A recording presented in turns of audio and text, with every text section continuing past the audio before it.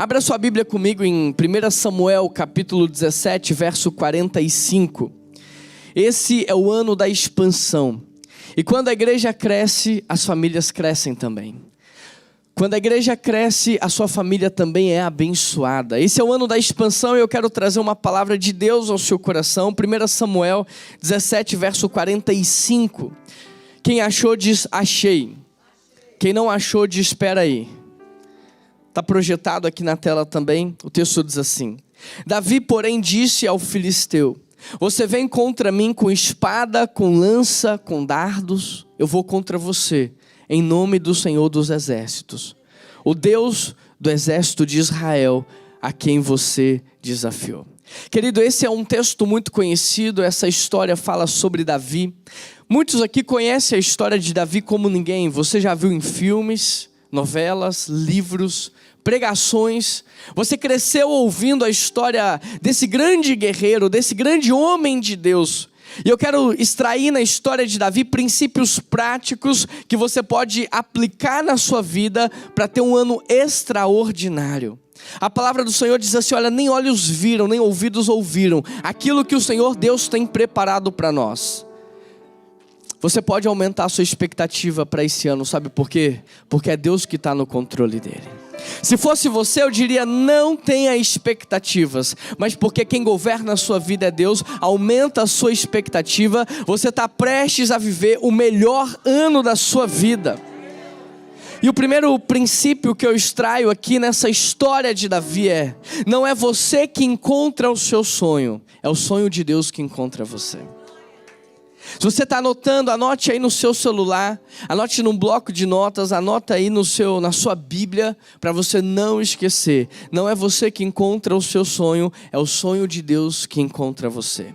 Se você voltar uma página na sua Bíblia, no capítulo 16, verso 1, essa história começa assim: encha um chifre com óleo e vá a Belém, eu enviarei a Jessé, pois eu escolhi um dos seus filhos para ser o próximo rei.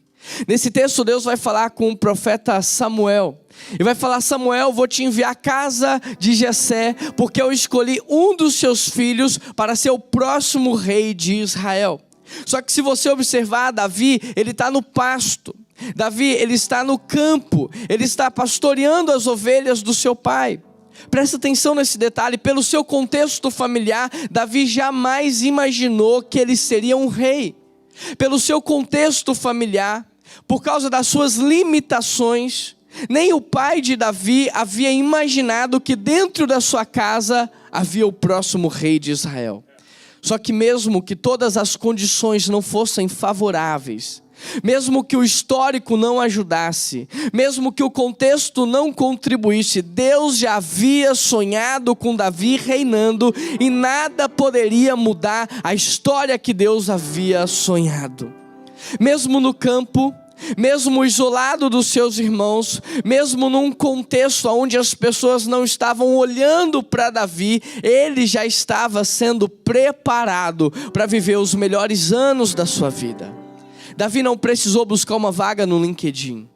Ele não precisou contratar um headhunter para posicioná-lo na sociedade. Ele não precisou investir em tráfego pago nas redes sociais. Ele só precisou florescer aonde Deus o plantou. Ele só precisou ser fiel ao Senhor naquilo que o Senhor lhe entregou. O restante Deus estava fazendo. Aos olhos humanos, Davi estava escondido. Mas aquilo que nós chamamos de escondido, Deus chama de secreto. Aos olhos humanos, Davi estava abandonado, fazendo talvez a pior coisa que uma pessoa pudesse fazer naquele tempo. Mas aos olhos de Deus, ele estava sendo preparado. Aquilo que você chama de escondido, Deus está te chamando para o secreto. Aquilo que você chama de abandonado, Deus chama do tempo de preparo na sua vida. Porque mais importante do que você crescer para cima, é você primeiro crescer para baixo. É você ter raízes, fundamentos, para que aquilo que você vai construir não desmorone com o tempo. Me diz, o que adianta você ter um diploma de um médico, cometer um erro e passar toda a sua velhice na prisão? O que adianta você construir um prédio de 10 andares, ele vir abaixo e você perder tudo que você conquistou? A Bíblia diz, olha, se você tem que construir algo, construa na rocha. Porque se você construir na areia, quando a tempestade vier e ela vem para todo mundo, aquilo que você construiu vai desmoronar. Só que a Bíblia chama aquele que constrói na areia de tolo. Só que o tolo na Bíblia não é o débil, não é o ignorante, não é o desprovido de conhecimento. O tolo na Bíblia é justamente o esperto, que pula as etapas, que pula os processos para chegar mais rápido no seu resultado. Agora me diz se não é isso que nós fazemos. O pastor estabelece etapas, o apóstolo estabelece processos, mas você quer pular os processos, porque você quer chegar mais rápido no seu resultado. Só que esse a Bíblia chama de tolo, porque está construindo na areia. Sabe, queridos, Jesus amaldiçoou uma figueira porque ela floresceu antes de frutificar. Quantos de nós não estamos nos mostrando sem primeiro dar frutos? Quantas vezes nós não nos expomos sem ter raízes? A exposição, grava isso no seu coração, só é boa para quem está pronto para ela. A promoção só é boa para quem está pronto para ela. Você pode ser o melhor vendedor na sua empresa. Aí recebe uma promoção para supervisor de vendas, mas não se preparou, não estudou, não correu atrás. Aquela promoção que era para ser boa, agora é um tiro no seu pé. A sua carreira pode ir por água abaixo, porque você foi promovido sem estar preparado. Então aquilo que o mundo chama de escondido, Deus chama de tempo de preparo. O Senhor está te preparando aonde você está. O Senhor está aprofundando você, criando raízes em você, para quando chegar o período da exposição, você permaneça de pé. Então louve, agradeça ao Senhor, porque é nesse contexto onde você está, que o Senhor está preparando você para viver os melhores anos da sua vida. E grava isso no seu coração, quando chegar a sua hora, querido. Não importa onde você está, Deus vai mandar alguém te buscar. Davi estava no campo. Davi estava cheirando ovelha, e Deus mandou Samuel ir buscá-lo. Deus mandou buscar Jefté no meio de uma caverna. Deus mandou buscar Elias no meio de um buraco. Deus mandou buscar Jonas dentro de uma baleia. Deus mandou buscar Davi no campo. Não importa onde você está, se você florescer, se você for fiel no pouco, quando chegar o seu momento, Deus vai mandar alguém buscar você. Você não precisa cavar um espaço, você não precisa forçar, você precisa florescer. Agora eu te pergunto, aonde Deus plantou você? Floresça onde você está. Seja fiel a Deus no pouco, e sobre o muito Ele vai te colocar. E não é só sobre dinheiro. Quando você é fiel a Deus na resolução de poucos problemas, Ele coloca você para resolver muitos problemas. Mas nós brasileiros, nós aprendemos a fugir dos problemas. É verdade ou não é? Só que os problemas, eles não atrapalham você, os problemas promovem você. Quem se antecipa aos problemas irá governar. Quem tem solução para os problemas vai liderar. Aprenda a resolver os problemas e você vai crescer, porque os problemas promovem você. Davi foi fiel na resolução de poucos problemas. José foi fiel na resolução de poucos problemas. E Deus promoveu estes homens a resolver problemas maiores. Você quer ser um diretor? Você quer ser um bispo? Você quer ser um pastor? Você quer ser um supervisor? Sabe o que todos esses homens e mulheres fazem? Eles resolvem grandes problemas. Os problemas promovem você. Presta atenção, Deus havia sonhado com Davi reinando, mas Davi estava fazendo o quê? Pastoreando as ovelhas do seu pai. Pastorear as ovelhas do seu pai não era o sonho, mas era parte do processo. Você precisa entender que às vezes você ainda não chegou no sonho de Deus, mas você está vivendo o seu processo. Você está vivendo o tempo do seu preparo. Por isso você precisa ser fiel aonde Deus te colocou. Em primeiro lugar, não é você que encontra o seu sonho, é o sonho de Deus que vai encontrar você. Quantos aqui estão prontos para serem encontrados pelo sonho de Deus? Você está pronto para o sonho de Deus te encontrar nessa manhã? Seu coração está aberto? Porque às vezes Deus está dizendo, você vai reinar, e você está ali dizendo, não, eu quero ser pastor aqui dessas ovelhas, e Deus está dizendo, eu tenho mais para você. Cuidado para você não se apaixonar mais pelo caminho, do que pelo projeto final que Deus tem para a sua vida. O segundo princípio é, Deus vai usar alguém para te mostrar o que você ainda não conseguiu ver. Quando chegar a hora, Deus vai mandar alguém te buscar. Quando chegar a hora, Deus vai mostrar para alguém. E esse alguém vai mostrar para você o que você não conseguiu ver. Jessé mandou chamar todos os seus filhos. Então, o Senhor disse a Samuel, é este aí. Levanta e unjam. Davi não viu. Jessé não viu. Os irmãos de Davi não viram. Mas Deus levanta o quê? Um homem espiritual, um líder espiritual, e mostra para esse líder espiritual o que ninguém mais conseguiu ver. Querido, líderes espirituais, eles não servem para massagear o seu ego. O seu apóstolo, o seu bispo, o seu pastor, ele não está aqui para divertir você, ele está aqui para destravar o seu futuro. O mesmo homem que bloqueia o futuro de Saul, destituindo ele como rei de Israel, é o mesmo homem que vai destravar Davi. Tudo que você honra, você recebe, mas tudo que você despreza, você perde. Saul desprezou aquilo que Deus entregou e ele perdeu. Davi honrou a vida de Samuel e ele recebeu. Tudo que você despreza, você perde. Mical desprezou Davi no seu coração e não pôde ter filhos de Davi. Tudo que você despreza, você perde.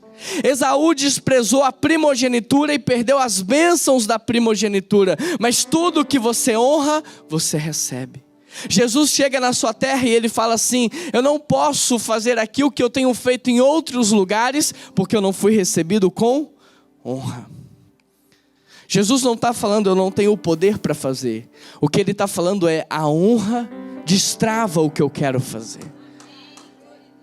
Tudo que você celebra, você recebe. Você tem celebrado a vida do seu apóstolo? Você tem celebrado, honrado a vida da sua liderança espiritual? Às vezes tem alguém do seu lado crescendo, avançando, recebendo, mas você está aqui no mesmo lugar, no mesmo contexto e nada acontece, porque enquanto tem alguém acreditando, enquanto tem alguém avançando com fé, enquanto tem alguém praticando os princípios, você está criticando, você está murmurando. Então tem alguém que está recebendo e tem alguém que está perdendo. Quando chegar a hora certa, Deus vai levantar um líder espiritual. Mas o líder espiritual pode ser alguém que bloqueia o seu futuro, mas pode ser alguém que destrava o seu futuro. Tudo depende da sua relação. Querido, entenda um princípio do mundo espiritual. Toda vez que o inimigo quer destruir você, ele começa quebrando as suas amizades espirituais. Toda amizade espiritual quebrada, toda relação espiritual quebrada é um prenúncio de uma crise maior. Depois que ele quebra a sua relação espiritual com uma igreja, com a sua liderança espiritual, sabe o que ele faz? Ele ataca o seu propósito. Ele te faz viver da proposta. Ele te faz viver pelo vazio. Ele te faz viver pela incerteza. E por último, ele ataca a sua identidade. Ele te faz viver como um órfão. Toda relação quebrada é um prenúncio de uma crise maior. Por isso, se a sua relação espiritual com essa igreja está quebrada, peça ao Senhor que te reconcilie hoje em nome de Jesus com o corpo de Cristo. Se a sua relação com a sua liderança espiritual está quebrada, peça ao Senhor que gere uma reconciliação. Promova uma reconciliação, porque o mundo espiritual governa o mundo material. Não é a matéria que governa o espírito. E disse Deus, haja, e tudo passou a existir.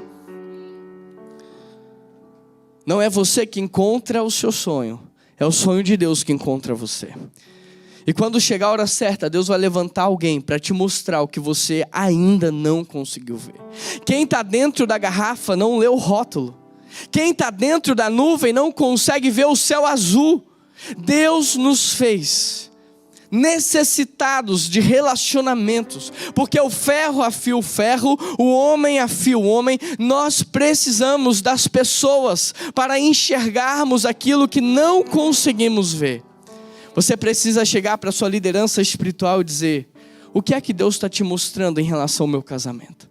O que Deus está mostrando para você em relação à minha família? O que Deus está mostrando para você em relação ao meu futuro? Porque líderes espirituais foram colocados por Deus para enxergar nas nossas vidas as nossas potencialidades. Líderes espirituais foram colocados por Deus para enxergar em nós aquilo que nós nascemos para fazer. O terceiro princípio é: se submeta aos processos. Não tem mágica. Não tem segredo. Pastor, fala aí qual é o pulo do gato. Não tem o pulo do gato. Não tem o jeitinho brasileiro quando se fala do reino de Deus. No reino de Deus tem processos. No reino de Deus tem princípios. No reino de Deus você precisa respeitar as fases. Davi foi se apresentar a Saul e passou a trabalhar para ele. Saul gostou muito dele e Davi tornou-se o seu escudeiro. Interessante porque Deus mandou Samuel ungir Davi quando ele ainda era um menino. E a partir daquele momento, Davi se submete a um processo de formação espiritual. Davi se submete a um processo de crescimento. Ele serve ao seu pai enquanto pastor. Ele serve os seus irmãos levando comida. Ele serve aos soldados enfrentando Golias. O processo de Deus na vida de Davi não começa quando ele tem 30 anos reinando. Começa lá atrás, quando ele se submete ao processo de formação. A mesma coisa você vai ver em José. José tem um sonho ali na sua adolescência. Depois disso ele passa por um processo de formação. Ele é vendido como escravo. Ele vai servir na casa de Potifar. E aos poucos, sem perceber, Deus está preparando e forjando ele. Querido, Deus não é um criador, mas Ele também não desperdiça ela. Deus está te preparando para aquilo que você vai viver. Jesus é encontrado no templo quando tinha 12 anos. Tudo indica que José, o pai de Jesus, morre quando ele ainda é adolescente. Como filho mais velho, ele assume a liderança da sua casa. É Jesus que compra a comida, é Jesus que paga os impostos. E é interessante porque ele vai pagar imposto e talvez ele conhece Mateus. Ele vai comprar comida, talvez ele conhece Tiago, Pedro. Aí lá na frente, quando a gente lê Mateus 9,9, que diz assim: levanta e segue-me. E Mateus levanta e segue Jesus. Nós pensamos que é um passe de mágica. Não, são as conexões que Jesus fez no processo. As pessoas que você está conhecendo hoje, elas vão ter um impacto no seu amanhã, sabe por quê? Porque o propósito de toda e qualquer conexão não é preencher o vazio que há dentro de nós, isso só Deus pode fazer. O propósito de toda conexão é potencializar propósitos. Nós nos conectamos para potencializar aquilo que o Senhor quer fazer na minha e na sua vida.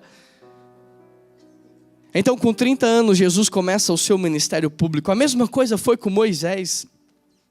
Moisés poderia pensar: minha vida é um desastre. Eu fui abandonado pela minha mãe. Eu cresci no meio de duas famílias. Quando eu começo a crescer lá no Egito, agora eu tenho que fugir para o deserto. A minha vida é um desastre.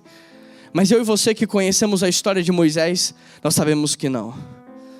Ele nasce numa cultura e aprende que existe só um Deus com os hebreus.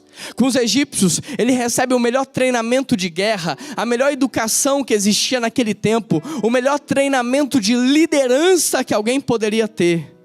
Quando ele vai para o deserto, ele encontra um homem, um sacerdote midianita chamado Jetro, que vai ensinar para ele agora as rotas de fuga do deserto, aonde encontrar água no deserto e como pastorear ovelhas no deserto. Aí Deus aparece para ele e diz assim: você está pronto, você já sabe liderar, você já sabe guerrear, você já sabe pastorear no deserto, agora volta lá e resgata o meu povo.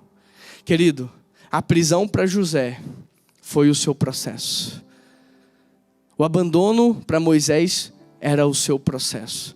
O que você está vivendo hoje pode ter muito a ver com aquilo que o Senhor quer fazer através da sua vida. Eu fiquei 8 anos como pastor auxiliar no interior de São Paulo, numa cidade chamada Vinhedo. E é interessante porque quando Deus me chamou, eu já sabia que o meu chamado era para ser pastor titular. No primeiro ano eu orei dizendo: Deus, mas todos os meus colegas de seminário já estão pastoreando.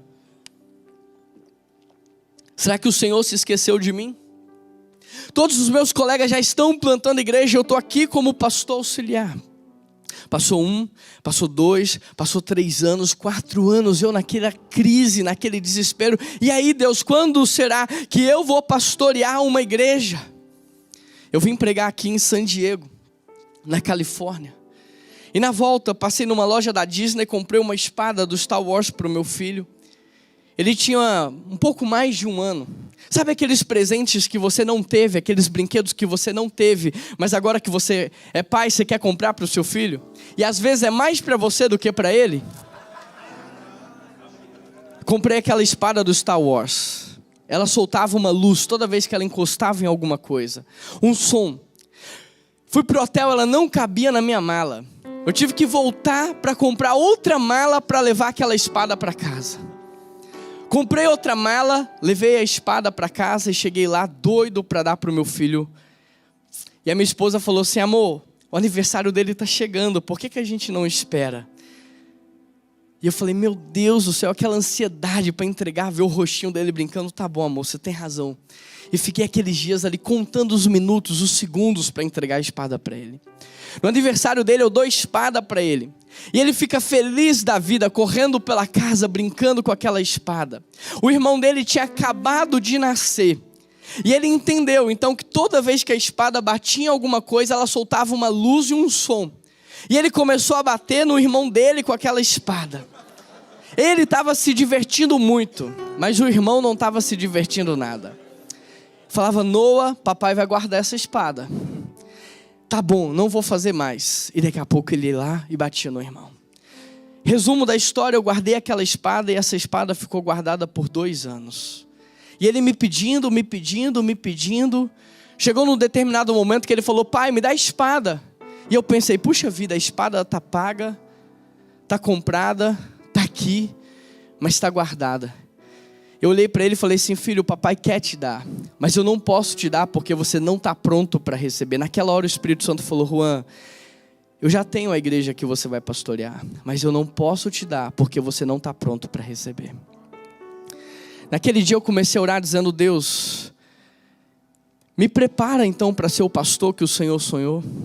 Me prepara para ser o líder que o Senhor sonhou. Me prepara para ser o marido que o Senhor sonhou. Me prepara para ser o pai que o Senhor sonhou. Querido, ao invés de pedir para Deus hoje uma promoção, ao invés de pedir para Deus hoje uma porta aberta, começa a orar pedindo que Ele prepare você, porque aquilo que é seu já está guardado. Antes de você nascer, Deus sonhou com você. Ele deu palavras de ordem para que você viesse à existência. Você pode ter sido um acidente para o teu pai, para a tua mãe, para Deus você não foi. Ele colocou você no ano certo, na família certa, no contexto certo, porque Ele tem um propósito para a sua vida. Mas talvez você ainda não recebeu o que você quer, porque você não está pronto para receber. Talvez se o Senhor te entregasse hoje o que você tanto quer, você colocaria o seu casamento numa furada. Talvez você machucaria as pessoas que estão do seu lado. Então sabe o que o Senhor está esperando? Você crescer, amadurecer, se desenvolver, para que você possa receber. Então ao invés de reclamar, porque reclamação é clamar de novo, e enquanto você clama de novo pelo sofrimento, você fica no ciclo do sofrimento. Comece a agradecer a Deus pelo seu processo, sabe por quê? Gratidão é a semente do mais.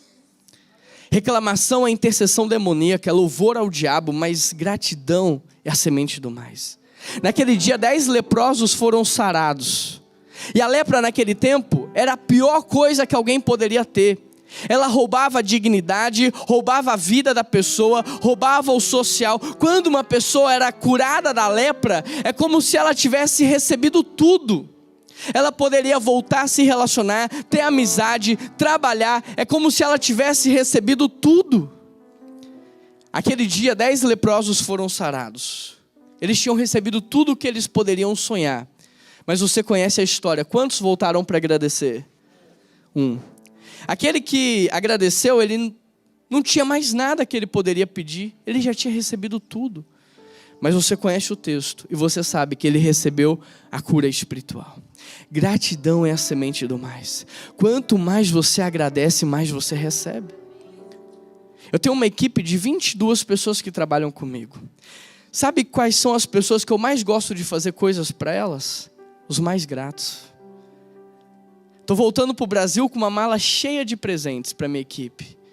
Mas aqueles que eu já sei que são gratos, a gente acaba levando mais. Ou chega lá, eu vou entregar para uma pessoa e aquela pessoa vai estar tão grata, eu vou pensar assim, por que eu não trouxe mais para ela? É verdade ou não é? Agora, por que você não aplica isso na sua vida espiritual? Agradeça a Deus pelo seu processo. O seu processo é uma expressão de amor. O seu processo é uma expressão de cuidado. É Deus não te expondo ao risco. É Deus não te expondo ao perigo. É Deus cuidando de você. Em primeiro lugar, não é você que encontra o seu sonho. É o sonho de Deus que encontra você. Quando chegar a hora certa, Deus vai mandar alguém te buscar. Deus vai levantar alguém para mostrar para você o que você ainda não conseguiu ver. Em terceiro lugar, respeite o seu processo. Em quarto lugar, o seu sonho é realizado enquanto você realiza os sonhos daqueles que lideram você. Golias disse assim: desafio hoje os exércitos de Israel. Mandem um homem para lutar comigo. Quando Saul e os israelitas ouviram isso, ficaram aterrorizados e muito abalados. Querido, antes de ser rei, Davi trabalhou para o seu pai. Antes de ser rei, Davi serviu aos seus irmãos. Antes de ser rei, ele realizou os sonhos daqueles soldados. Antes de ser rei, ele realizou o sonho de Saul. A lógica desse mundo é: foca no seu sonho. Esquece de quem está do seu lado. Talvez esse seja o contexto dos brasileiros aqui na América. Cada um muito focado no seu ganho, na sua família, nos seus projetos. Essa é a lógica do mundo. Mas na lógica do reino de Deus é completamente diferente. Quanto mais você foca no sonho dos outros, mais perto de viver o seu sonho você está. Davi não tinha ideia que enquanto ele estava no campo, realizando o sonho do pai, ele estava sendo preparado para viver o sonho dele. Ele não tinha noção que quando ele fosse levar comida para os seus irmãos no campo de batalha, ele veria Golias e uma porta se abriria para ele. Ele não tinha noção que servindo aos soldados, comprando a briga dos soldados, ele não tinha noção que realizando os sonhos de Saul, ele estava perto de viver o sonho dele. Que tal hoje tirar os olhos de você? Que tal hoje parar de pensar só em você? Que tal hoje parar de pensar somente naquilo que você precisa e começar a potencializar aqueles que estão à sua volta? Que tal, ao invés de você ser uma flecha, você se tornar um arco? Que tal você ser uma plataforma de envio na vida dos outros? Quanto mais você realiza o sonho da sua liderança, mais perto de viver os seus sonhos você está. Quantos aqui estão prontos para realizar os sonhos dos seus líderes? Deus quer usar você. Deus quer usar a sua vida. E quanto mais você trabalha para realizar os sonhos daqueles que te lideram, mais perto de viver o seu sonho você está. O quinto princípio é: sempre haverá propostas para tirar você do seu propósito. Davi está dentro de uma caverna. Saul entra para fazer as suas necessidades. Os homens de Davi dizem assim: Davi, essa é a sua oportunidade. O Senhor hoje te entregou o seu inimigo para que você faça dele o que você quiser. Se Davi tivesse matado Saul, ele certamente não seria o próximo rei de Israel. Sempre há propostas para tirar você do seu propósito. Sempre antes do ótimo de Deus vem o bom de Satanás. Sabe por quê? Porque aquilo que Jesus tem para você é algo tão extraordinário que qualquer coisa que o diabo ofereça para você, qualquer coisa que você queira é de graça para ele. Sabe, Jesus pagou um preço tão alto pela sua vida, o mais alto preço, que é o sangue dele, que qualquer coisa que você possa pedir não custa nada para ele. Para tirar você do seu propósito, o diabo está disposto a fazer a proposta que você quiser. Se você tiver um preço, ele vai pagar. Porque o preço que você está colocando é muito baixo diante daquilo que Deus tem para você. Sempre haverá propostas para tirar você do seu propósito. E você precisa estar atento. Porque antes de toda tentação sempre vem uma distração. Você está atento, você tem discernimento para entender, porque Deus, quando fez o homem, primeiro ele criou o jardim do Éden, primeiro ele colocou no jardim tudo que o homem precisava, sabe por quê? Para que o homem trabalhasse pelo propósito e não pela proposta. Sabe por que a gente sofre de ansiedade, crise do pânico, burnout? Sabe por que a gente anda tão ansioso? Porque a gente trabalha na falta. Será que eu vou ter? Será que vai acontecer? Nós trabalhamos pela proposta e não pelo propósito. A Bíblia diz assim: buscar em primeiro lugar o reino de Deus e todas as demais coisas vos serão. E ela dá 2 exemplos, o do passarinho e do lírio do campo. O passarinho não ajunta e nem trabalha, mas ele come do melhor dessa terra. E o lírio do campo também não ajunta e nem trabalha e se veste do melhor dessa terra. Sabe por que o lírio do campo se veste do melhor dessa terra? Porque ele está plantado onde Deus o colocou. Se você tirar ele dali e plantar na areia, ele morre. Mas enquanto ele estiver plantado onde Deus o colocou, ele vai vestir do melhor dessa terra. Sabe por que o passarinho come do melhor dessa terra? Porque ele está fazendo o que Deus mandou. Todas as vezes que ele viver em obediência, ele vai ter provisão. No dia que você estiver no lugar que Deus te colocou, fazendo o que Ele mandou, não faltará recursos para você. Você precisa entender o lugar que Deus te colocou e fazer o que Ele mandou. Porque Deus não nos fez para que nós nos movamos pela falta, na perspectiva do vazio. Deus nos fez para trabalharmos pelo nosso propósito. E o inimigo está doido para tirar você do seu propósito. Por isso ele vai fazer uma proposta para você. Qual é o seu preço? Quanto custa o seu caráter? Quanto custa a sua lealdade? Quanto custa a sua submissão? Quanto custa o seu relacionamento com Deus? Quanto custa? Quantos dólares a mais alguém precisa te pagar para você não pertencer mais a uma igreja? Quantos dólares a mais você vai receber para não orar, para não ler a Bíblia? Quantos dólares a mais você vai receber para crescer lá onde você está? Sempre antes do ótimo de Deus vem o bom de Satanás. E o bom, às vezes, é tão bom que parece coisa de Deus. E você precisa ter discernimento para entender o que é proposta e o que é propósito. Numa empresa familiar, onde um pai trabalha com seus filhos, você tem ali alguns tipos de relacionamento. Os funcionários trabalham pelo salário. Os funcionários, se cair 50 centavos a menos, eles vão reclamar. Mas o filho do dono não. O filho do dono trabalha pela expansão dos negócios do pai.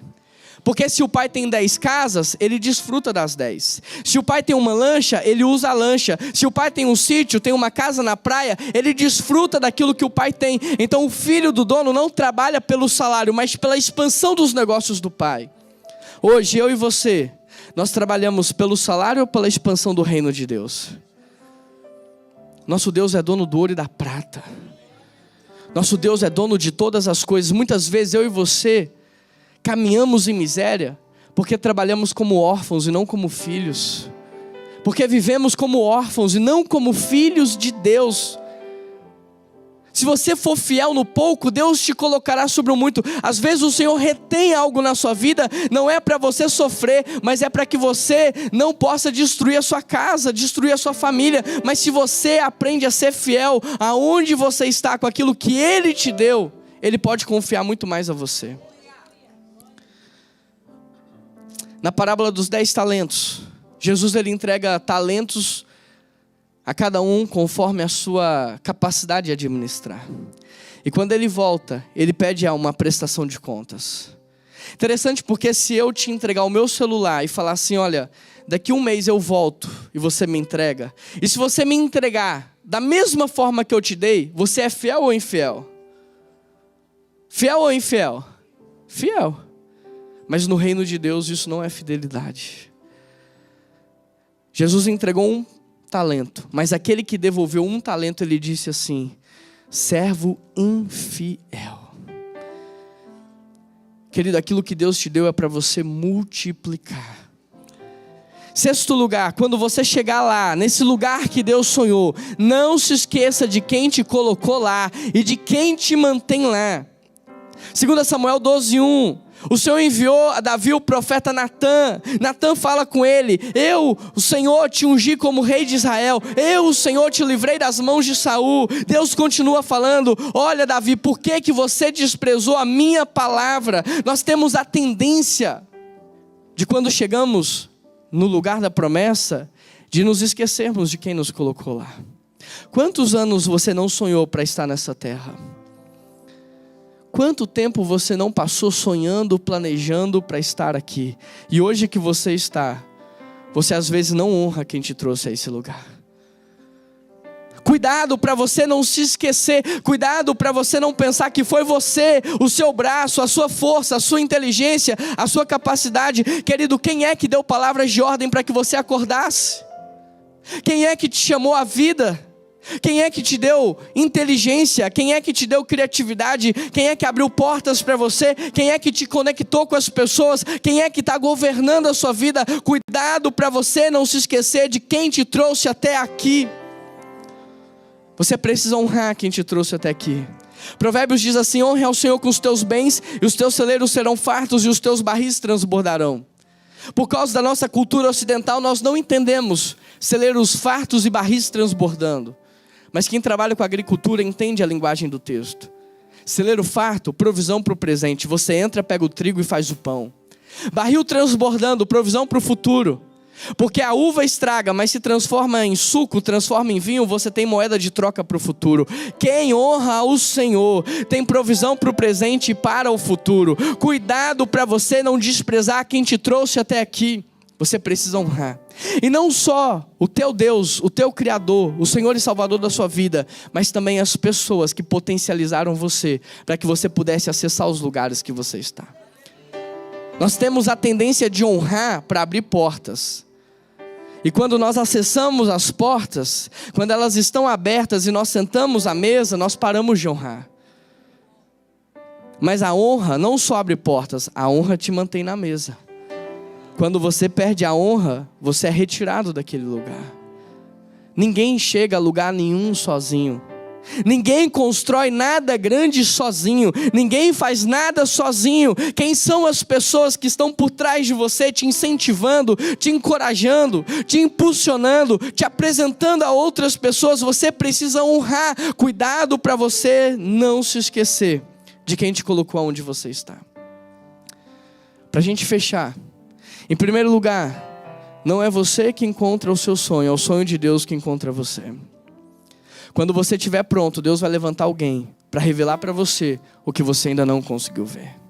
Você está pronto para viver o processo de Deus? Está pronto para aprender a ser fiel no pouco? Está pronto para florescer aonde Deus te plantou? Está pronto para honrar as pessoas aonde você está? O seu sonho é realizado enquanto você realiza os sonhos dos seus líderes. Sempre haverá propostas para tirar você do seu propósito. E quando chegar lá, não se esqueça de quem te colocou lá.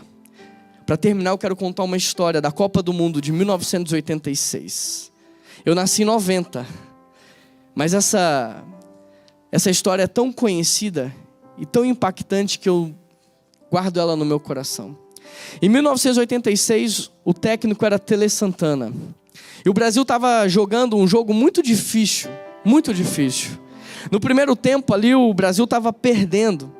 Tele Santana tentou mudar, tentou fazer várias jogadas novas, mas nada funcionava. Ele leva o time no intervalo para o vestiário, traz uma palavra de ânimo, de motivação. O time volta para o segundo tempo, mas nada muda. Eles já entram no campo derrotados. Tele Santana olha para o banco, os jogadores com a blusa para fora, a chuteira desamarrada, todo mundo desanimado, todo mundo já com aquela sensação de derrota. Mas no banco de reserva tinha um jogador que estava diferente. O nome dele é Silas. O Silas estava com a blusa para dentro do calção, a chuteira amarrada, o meião puxado, estendido. O Silas estava pronto. E nos 15 minutos do segundo tempo, faltando 15 minutos para acabar o segundo tempo, Tele Santana olha para o banco pensando o que ele poderia fazer. E quando ele olha para o banco, o Silas pula do banco, falando: eu, professor, eu.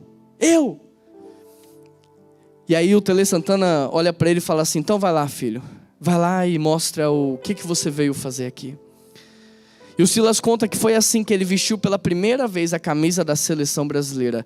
Tudo porque ele estava pronto, e tudo porque ele disse: eu estou disposto, me envia, eu quero fazer parte disso. Sabe, nós não estamos numa Copa do Mundo, nós não somos a seleção brasileira, Mas nós estamos numa batalha entre o mal e o bem. Nós estamos numa luta espiritual. Nós não somos a seleção brasileira, mas nós somos o povo de Deus. Tele Santana não está aqui, o Silas não está aí, mas Deus está aqui, e você está aí. E Deus está fazendo algo grandioso em todo mundo. É o maior projeto que existe no mundo, o projeto da redenção. E Deus está olhando para essa igreja, pensando em quem Ele vai usar. Em quem Ele vai usar. Feche os seus olhos.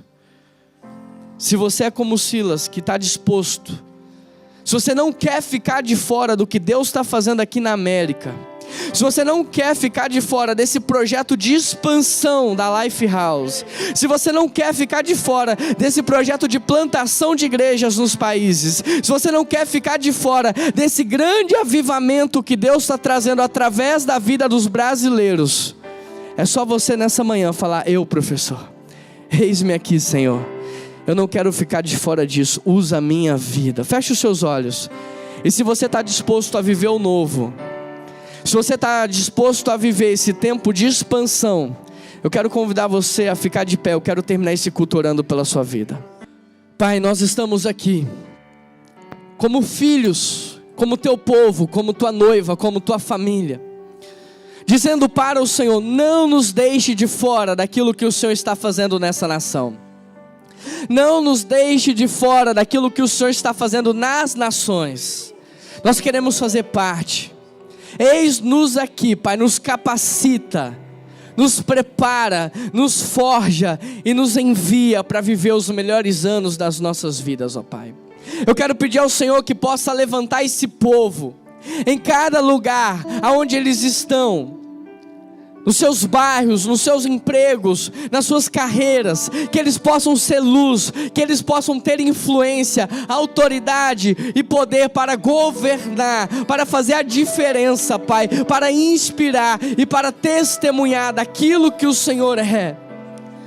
Tira do nosso meio, Pai, todo o espírito de timidez, toda covardia, e nos dê coragem, ousadia para viver aquilo que o Senhor tem para nós, Pai. Abra os nossos olhos espirituais para contemplar aquilo que está acontecendo nesse exato momento, porque a nossa luta não é nem contra carne e sangue, mas contra as realidades espirituais. E primeiro nós temos a vitória aqui no teu altar, para depois materializar essa vitória nas nossas vidas. E obrigado, Deus, porque enquanto estamos aqui louvando, orando, o Senhor está agindo em nosso favor. Portas estão sendo abertas, caminhos estão sendo destravados, futuros estão sendo preparados, e nós estamos aqui disponíveis para o Senhor. Em nome de Jesus que nós oramos, e toda a igreja diz...